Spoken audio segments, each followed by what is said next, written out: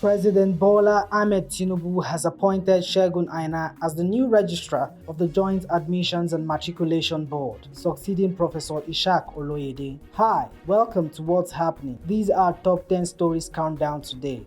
At number 10, the United States on Wednesday criminally indicted Cuba's former leader, Raul Castro, fueling speculation that President Donald Trump would try to topple the communist state. The Justice Department charged the influential former president over the deadly 1996 downing of two civilian planes manned by anti-Castro pilots. The 94-year-old Castro, brother of Fidel Castro, the late iconic US nemesis who led the 1959 Communist Revolution, was accused of murder, conspiracy to kill Americans, and destruction of aircraft. At number 9, the International Cricket Council Men's T20 World Cup Africa Sub-Regional C Qualifiers will be held in Nigeria for the second consecutive time from October 18 to 25. Punch Sports Extra reports. ICC announced the order of qualifying in Africa on Wednesday in a statement obtained by our correspondent. Nigeria last hosted the Sub-Regional C qualifiers in 2024 and won the title in Abuja, with a game to spare before being denied a place at the 2026 T20 World Cup during the regional final. For this year's edition, the Yellow Greens will be joined by Gambia, Lesotho, Mozambique,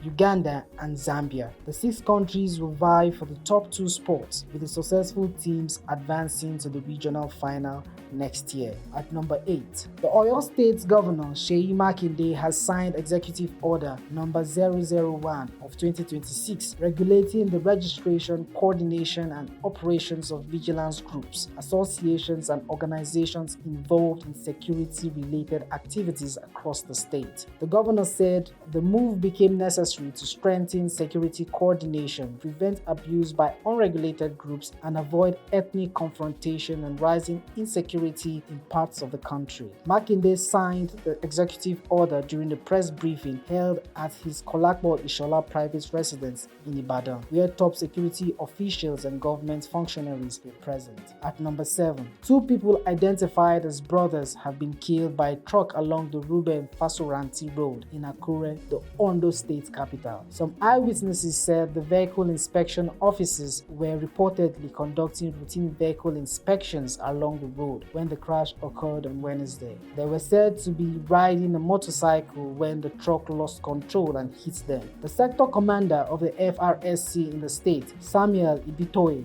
confirmed the crash in a telephone conversation with Channels Television. At number 6, the Deputy Speaker of the Lagos State House of Assembly, Mojisola Meranda, has won the All Progressives Congress House of Assembly primary for Apapa Constituency 1. She polled 2,926 votes to defeat 3 other candidates in the exercise conducted by the Independent National Electoral Commission. The primary is held at Ijora Oloye Nursery and Primary School, Ijora, on Wednesday, began around 1 p.m. and was peaceful despite a large turnout. Delegates and agents had arrived from 9 a.m. while DSS, police, and NSCDC personnel provided security at the venue.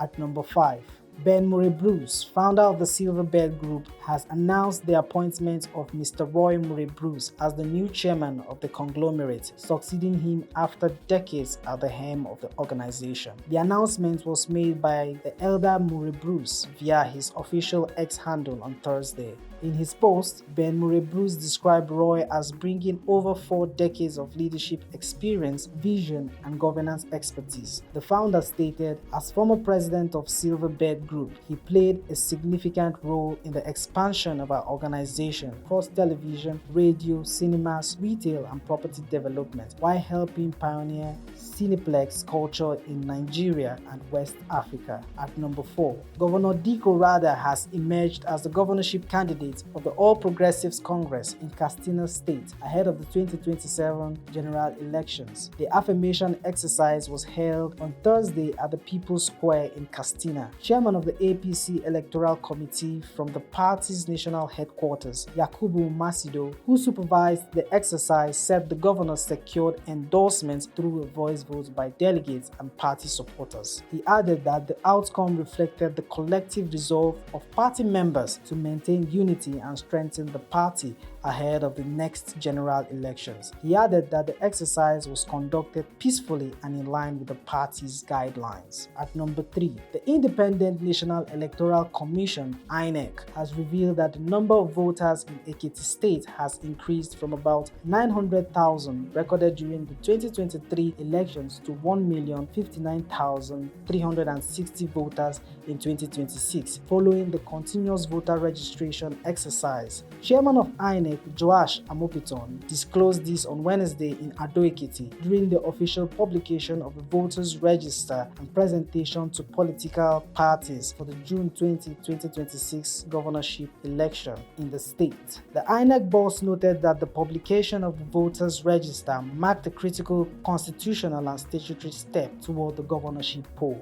At number 2, the federal government has begun disbursing outstanding 2025 allowances to beneficiaries of the Bilateral Education Agreement Scholarship Program studying in partner countries abroad. This was revealed in a statement by the Federal Ministry of Education on Wednesday and signed by the ministry's Director of Press and Public Relations, Boriowo Folashade. Bayo Onanuga, Special Advisor Information and Strategy to President Bola Tinubu, also reposted the statement on X. At number 1, President Bola Ahmed Tinubu has appointed Segun Aina as the new Registrar of the Joint Admissions and Matriculation Board (JAMB), succeeding Professor Ishak Oloyede. Oloyede's 2-term tenure expires on July 31, 2026. Aina, who will be 40 in July, is, according to a statement by Tinubu's media aide, Bayo Onanuga, a distinguished academic and systems expert with extensive experience in national and examination systems, digital infrastructure, and public sector institutional reform.